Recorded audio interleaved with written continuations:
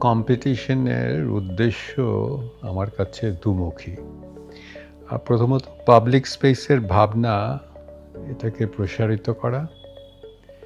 আর ২ নম্বর হচ্ছে carbon conscious পরিবেশের চিন্তা আরও জোরালো করা।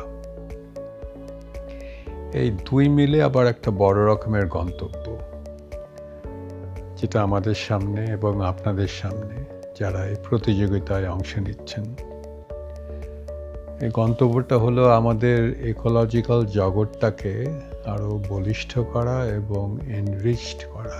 একটা ব্যাপার আমার কাছে জরুরি, সবসময় ছিল।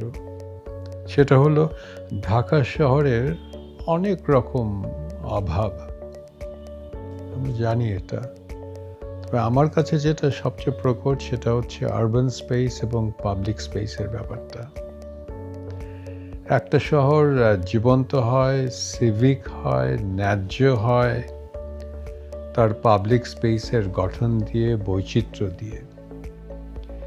এবং এই আলোচনাটা আমরা যে খুব একটা নজর দিয়ে করি আমার মনে হয় না। আমরা যখনই শহর নিয়ে আলাপ করি, স্থাপত্য নিয়ে আলাপ করি, আমরা সরাসরি বিল্ডিং, বাড়িঘরে চলে যাই। কিন্তু একটা শহরের, আমি যেটা বলছিলাম, পাবলিক স্পেস হচ্ছে তার জীবন।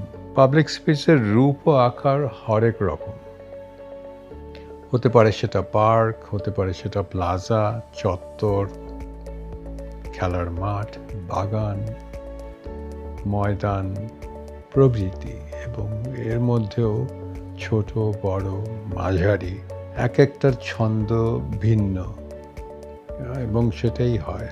আমরা আশা করব প্রতিযোগিতায় এই যারা অংশ নিচ্ছেন তারা এই ছন্দ এবং মাত্রা এটার প্রতি যেন মনোযোগী হন।